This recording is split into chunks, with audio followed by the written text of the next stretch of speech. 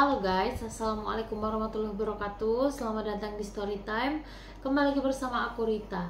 Di video kali ini aku akan mengajak kalian untuk membahas sebuah kasus yang terjadi pada tanggal 23 Januari 2025, tepatnya di jam 9 pagi. Kasus ini menghebohkan warga sekitar, tepatnya di daerah Ngawi, Jawa Timur, tentang penemuan sosok jasad wanita tanpa kepala dan kaki di sebuah koper merah. Kasus ini dikenal sebagai kasus koper merah Ngawi. Penasaran bagaimana dengan ceritanya? Langsung saja kita masuk ke ceritanya. Jadi guys, pada pagi hari, tepatnya di jam 9 pagi, ada seorang laki-laki yang berinisial AU hendak membuang sampah di tepi jalan raya di Desa Dadapan, Kecamatan Kendal, Kabupaten Ngawi, Jawa Timur. Setelah orang tersebut membuang sampah, orang tersebut hendak pulang. Tetapi guys, dia melihat ada kantong besar yang mencurigakan di tepi got tidak jauh dari dia membuang sampah tadi. Setelah dilihat-lihat, kantong tersebut sangat mencurigakan karena bentuknya seperti paket yang berisikan kemungkinan sebuah koper. Karena dia penasaran, didekatilah paket tersebut karena ditakutkan paket itu milik orang yang tidak sengaja tertinggal atau paket yang belum sampai ke pemiliknya. Setelah penasaran, dia meminta tolong kepada adiknya untuk mengambilkan gunting untuk membuka kantong yang berisi koper tersebut. Karena koper tersebut sebelumnya ingin diangkat nih guys sama bapak yang berinisial AU tadi. Tetapi karena berat, jadi dia memutuskan untuk menyuruh adiknya tadi untuk pulang ambil gunting. Setelah adiknya kembali membawa gunting, diguntinglah kantong kresek yang warna hitam yang besar tadi. Setelah digunting, ternyata benar isinya koper yang berwarna merah. Setelah terlihat nih guys bahwa isi di dalam kantong hitam tadi adalah koper yang berwarna merah, dan mulai nih guys tercium aroma-aroma yang busuk, yang tidak sedap, dan mulai dihinggapi lalat. Karena penasaran dan curiga beserta takut, bapak ini menyuruh tetangganya yang kebetulan lewat untuk melaporkan ke polsek terdekat. Nah ternyata guys, sebelum bapak berinisial AU ini menemukan koper merah di dekat got tadi, sudah ada nih guys warga yang membuang sampah terlebih dahulu, merasa curiga melihat kantong kresek besar tersebut. Tetapi dia tidak berani untuk mendekati atau bahkan membukanya. Jadi dia memutuskan untuk melapor ke kepala desa setempat. Terus ternyata kopernya terkunci kan? Kopernya terkunci, akhirnya penasaran juga kita buka di kancingnya itu, ada kain itu, kita gunting, terus pas kita buka ini ada selimut, kebetulan ada macam pecah, dan akhirnya kita bersih. Kebetulan ada orang ya dari Kendal buat tambah ke sini, jadi kita minta tolong sama dia, buatin polsek. Jadi guys, kembali ke cerita yang tadi. Setelah seorang laki-laki yang berinisial AU tadi meminta tetangganya untuk melaporkan temuannya ke polsek terdekat, dia juga mengumumkan kepada warga tentang kecurigaannya terhadap kantong kresek hitam itu. Jadi guys, polisi datang ke TKP, warga datang ke TPS, dan polisi membuka koper yang mencurigakan itu.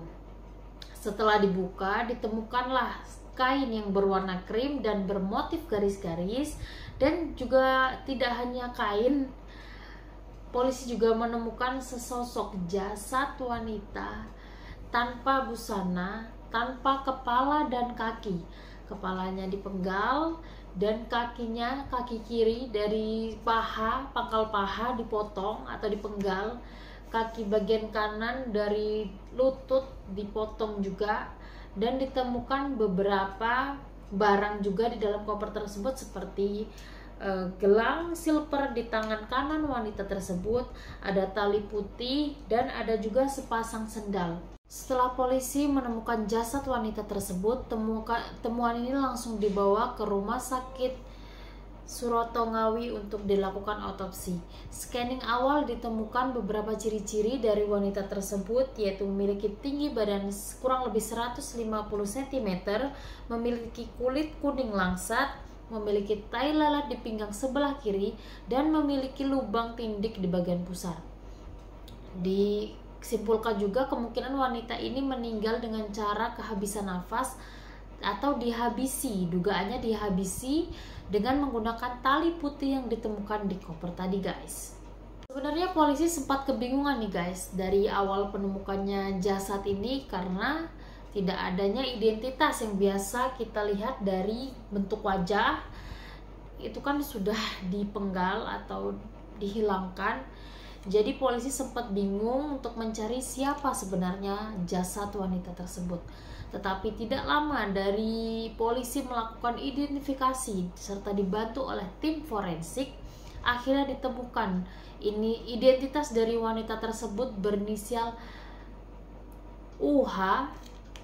Jadi guys, UH atau Uswatun Hasanah yaitu seorang wanita yang lahir pada tanggal 25 April 1995 di daerah Blitar. Uswatun Hasanah ini merupakan seorang sales kosmetik, dan pada kejadian itu Uswatun Hasanah berusia 29 tahun. Dan dia merupakan seorang ibu tunggal yang menghidupi 2 anaknya. By the way, Uswatun Hasanah ini pernah menikah 3 kali. Pernikahan pertamanya yaitu dengan seorang laki-laki asal Blitar pada tahun 2015 dan mempunyai anak laki-laki berusia 10 tahun, dan menikah lagi sirih pada tahun 2018 di Lumajang dan mempunyai anak perempuan berusia 7 tahun. Dan pernikahan ketiga atau pernikahan terakhirnya ini di tahun 2022 menikah dengan seorang laki-laki bernama Rohmat Trihartanto atau biasa dipanggil Anto di Tulungagung. Setelah menikah dengan Rohmat Trihartanto atau Anto, Nur Hasanah ini ikut diboyong guys oleh suaminya ke daerah Tulungagung. Nah, tetapi walaupun jarak mereka jauh dari Blitar ke Tulungagung, Nur Hasanah ini sering mengunjungi anak dan orang tuanya, karena by the way anaknya itu dititipin ke orang tuanya Nur Hasanah. Nah, menurut bapaknya Nur Hasanah bernama Nur Khalim, Nur Hasanah ini merupakan anak yang baik dan perhatian kepada keluarga. Setiap pulang dia selalu memberikan makan kepada anaknya dan kepada neneknya atau ibu dari Nur Hasanah. Dan tidak hanya itu, menurut rekan kerja dan tetangga, Nur Hasanah ini dikenal juga sebagai orang baik dan dermawan. Jadi guys, berdasarkan keterangan dari keluarga Uswatun Hasanah ini terakhir kali meninggalkan rumahnya di kota Blitar pada hari Minggu tanggal 19 Januari 2025, dan dia berpamitan untuk bekerja seperti biasa di Tulungagung. Kan apakah itu tinggal dengan anak saya apa bukan, cirinya bagaimana, kayaknya kok sudah 90% sudah sama saya. Memang meninggalkan rumah sejak kapan Pak? Kalau meninggalkan rumah ya cuma terus itu mulai nggak bisa dihubungi hari aku menghubungi ini Senin atau Selasa. Sudah bisa dihubungi. Bisa dihubungi WA cuma centang 1. Sejak saat itu Uswatun Hasanah tidak bisa lagi dihubungi oleh keluarga. Dan 3 hari setelah jasad Uswatun Hasanah ditemukan, seorang polisi menangkap seorang laki-laki di daerah Lampu Merah, Jalan Soekarno-Hatta, Kecamatan Taman Kota Madiun, dan pria tersebut diduga sebagai pelaku dari pembunuhan Uswatun Hasanah.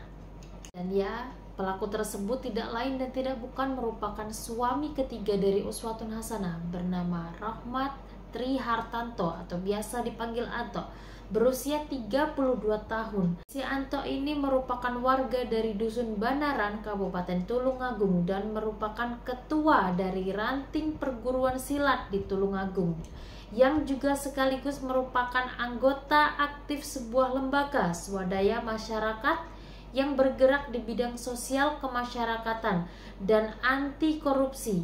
Diketahui juga dia pernah bekerja selama 8 tahun di sebuah pabrik pengemasan barang di Korea Selatan. Polisi menangkap Anto, polisi langsung nih guys menginterogasi Anto di tepatnya di daerah alun-alun Kota Madiun. Dan tidak memerlukan waktu yang lama, Anto langsung mengakui bahwa ya benar dia yang telah membunuh Uswatun Hasanah. Dan pembunuhan tersebut dilakukan pada hari Minggu 19 Januari 2025. Dan tidak sampai di situ guys, ternyata Anto juga menceritakan bahwa motif dia membunuh Uswatun Hasanah ini tidak dilakukan secara spontan, tetapi direncanakan dari jauh-jauh hari. Ini jarang-jarang banget ditemuin guys. Biasanya seorang pelaku akan sangat susah untuk mengakui perbuatannya, bahkan untuk mengakui bahwa dia merencanakan pembunuhan dari korbannya. Soalnya kan pembunuhan yang berencana dengan pembunuhan spontan biasanya hukumannya berbeda ya guys. Apa kok eksekusi di hotel? Ya. Iya, kenapa kok di hotel kok enggak lain tempat? Ya, Alasanmu apa? tujuannya tuh ke Kediri kan memang mau Ayo. ke hotel itu. Ayo, biar nggak apa nek nang hotel itu kan aman. Hah? Biar aman. Kena apa kok pateni kena apa? Sakit hati itu tadi. Cemburu. Selain sakit hati apa mana? Ya masukin cowok di kos itu lah. Selain itu apa lagi? Ya minta-minta Matre. Iya. yang cuma minta-minta uang gitu. Ya, terus apa mana? Paling kuat alasannya apa? Sakit hati, cemburu. Hah? Oke, jadi but anyways guys, jadi Anto ini mengajak Uswatun untuk bertemu di sebuah hotel di kota Kediri. Dan Anto menjemput Uswatun di sebuah terminal Gria Tri Tulungagung untuk mampir ke sebuah restoran terlebih dahulu sebelum lanjut ke hotel. Dan setelah itu mereka masuk ke dalam hotel, dan di dalam hotel itu mereka cekcok hingga terjadi pembunuhan sadis yang dilakukan oleh Anto kepada Uswatun. Jadi apa sih guys yang sebenarnya terjadi kepada mereka? Anto dan Uswatun ini merupakan sepasang kekasih. Mereka menjalin hubungan kurang lebih selama 3 tahun lamanya. Dan mereka dikenal oleh warga-warga sekitar di tempat tinggalnya Uswatun sebagai seorang suami istri. Jadi ketika Anto main ke tempatnya Uswatun, orang tidak merasa curiga dan tidak bertanya lagi. Dan plot twistnya adalah Anto ini guys merupakan seorang suami dan ayah dari seorang wanita. Jadi Anto ini memiliki double life. Jadi dia memiliki keluarga, tetapi dia juga memiliki pacar. Dan entah apa bujuk rayu yang dilakukan oleh Suwanto kepada Uswatun, dia sering curhat mengatakan bahwa hubungannya dengan istrinya tidak lagi harmonis. Dia ingin meninggalkan istrinya dan menikahi Uswatun sebagai cinta sejatinya. Tetapi namanya hubungan yang diawali dengan secara tidak baik-baik, yang jatuhnya si Anto ini selingkuh dan si Uha ini menjadi selingkuhan atau simpenan. Jadi hubungan mereka ini mulai retak ketika Anto mengetahui si Uha ini guys memasukkan seorang lelaki ke dalam kosannya. Jadi ya sebenarnya ini cukup ribet. Jadi Anto ini juga dikenalkan kepada keluarga si Uha ini atau Uswatun Hasana ini sebagai suaminya, agar tidak menimbulkan kecurigaan atau tidak menimbulkan kejanggalan kepada keluarganya. Jadi ternyata di Tulungagung itu si Uha ini ngontrak nih guys. Jadi misalnya ingin ketemu, mereka bisa janjian di hotel atau ketemu ke kontrakannya Uha, karena ya di rumahnya Anto tentunya ada istri dan anaknya guys. Jadi setelah si Anto ini mengetahui bahwa si Uha ini pernah mengajak seorang laki-laki ke kontrakannya, di situ Anto marah dan menegur si Uha kenapa dia melakukan hal seperti itu kepada si Anto. Tapi si Uha memiliki alasan tersendiri guys. Jadi Uha ini kan sudah menjalin hubungan selama kurang lebih 3 tahun dengan Anto, dan Anto tidak kunjung menceraikan istrinya untuk melegalkan hubungan mereka. Tetapi di situ Anto mengatakan bahwa istrinya malah berbadan 2 atau hamil anak kedua dari Anto. Di situ Uswatun kecewa, dia marah hingga dia melakukan atau berselingkuh di belakang Anto. Dan tidak hanya itu guys, jadi kembali lagi ke hotel tadi.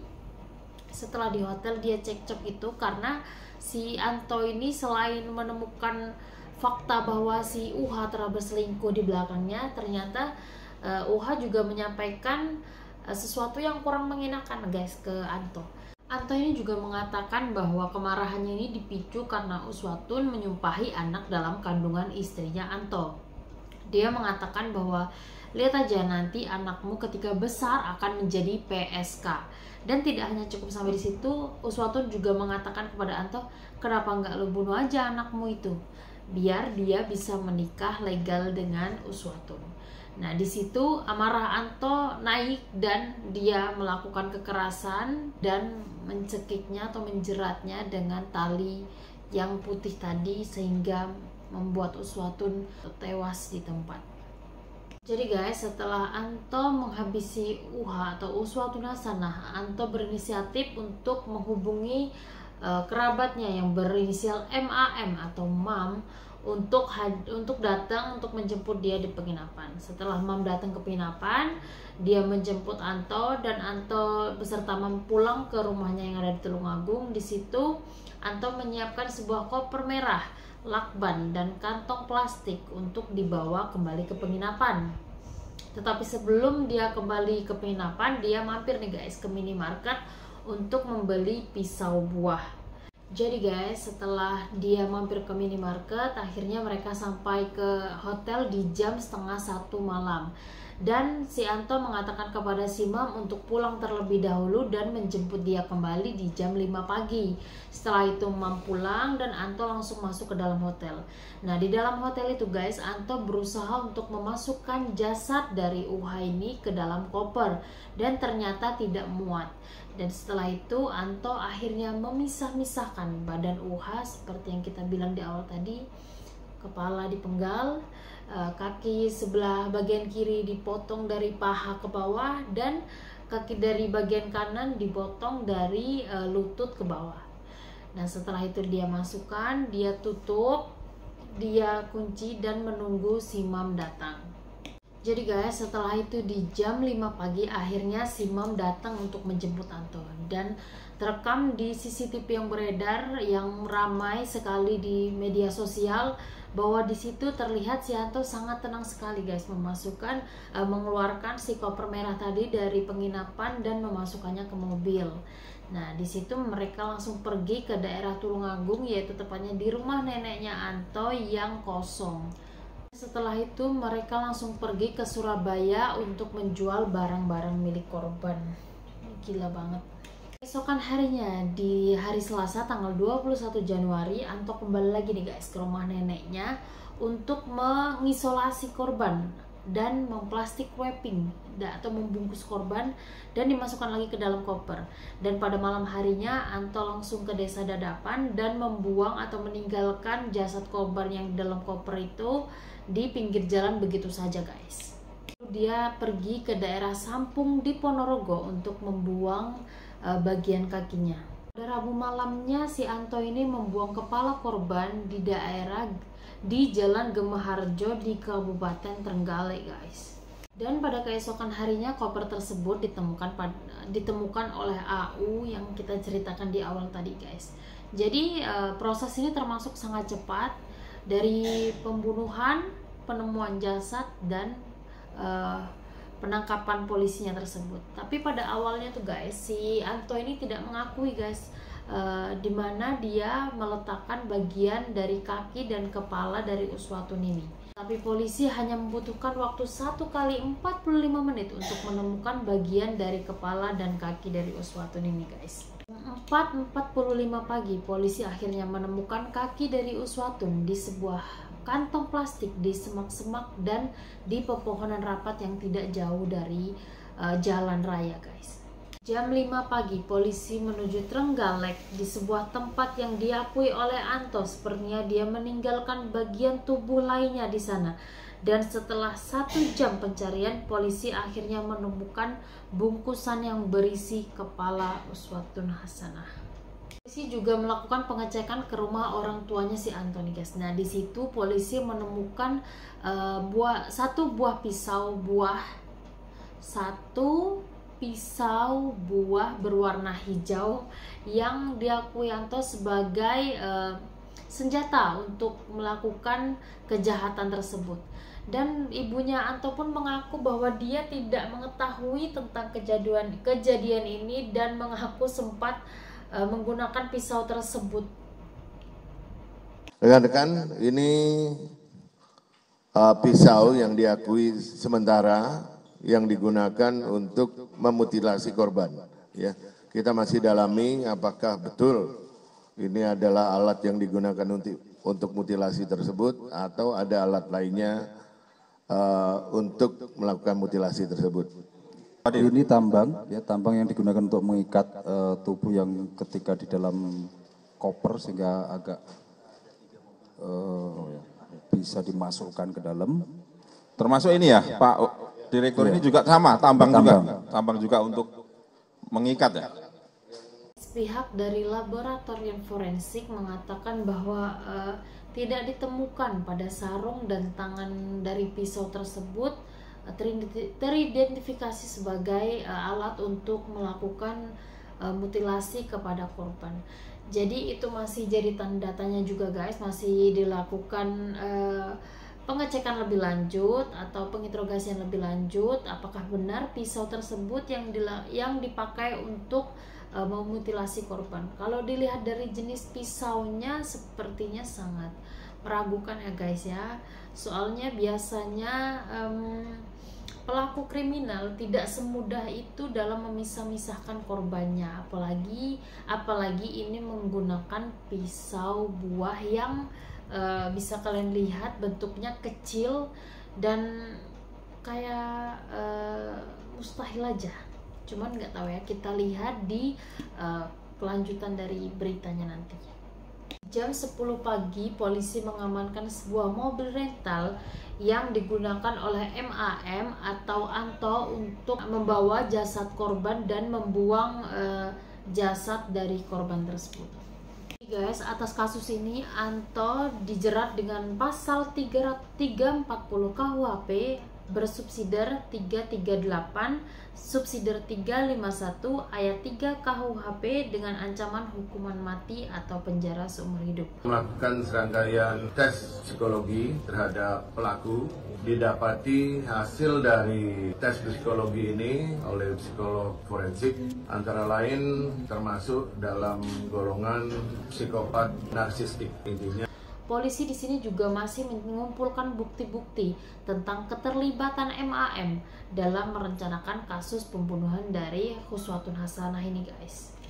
Jadi bener-bener ya guys, sifat orang aslinya tuh kita nggak tahu guys. Bisa jadi dia lebih iblis daripada iblis. Sangat-sangat menyeramkan sekali.